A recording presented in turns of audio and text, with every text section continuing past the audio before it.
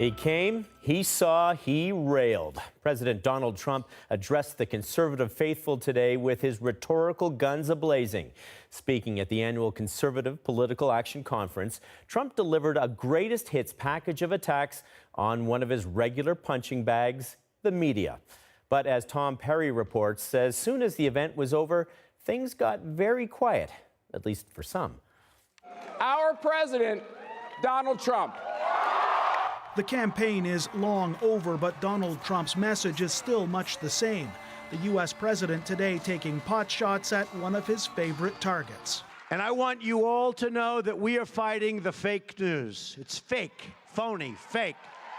Trump dragged out many of his now familiar attacks on mainstream media, and he sharpened them even further, calling out reporters who use anonymous sources to dig up dirt on his administration.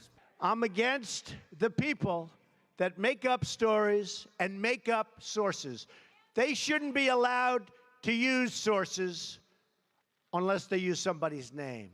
Without anonymous sources, Trump says stories would dry up, which is, of course, exactly what he wants. Today, the White House turned Trump's verbal attacks into action.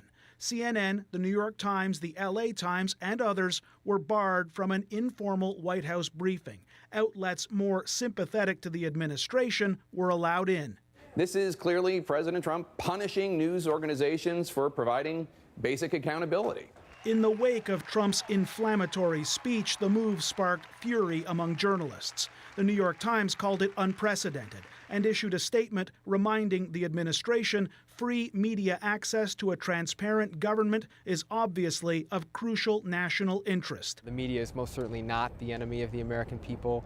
The media is critical to a vibrant democracy, and we show that by showing up for work every day and covering the White House and doing our jobs. The White House today denied there was any plan to lock reporters out. They say they simply decided not to do an on-camera news conference, and that media outlets invited to the informal briefing represent a wide range of views.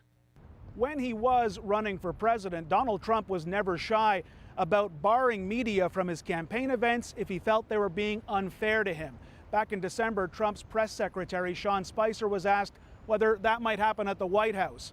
At the time, Spicer said the administration would respect the press. That, he said, was the difference between a democracy and a dictatorship.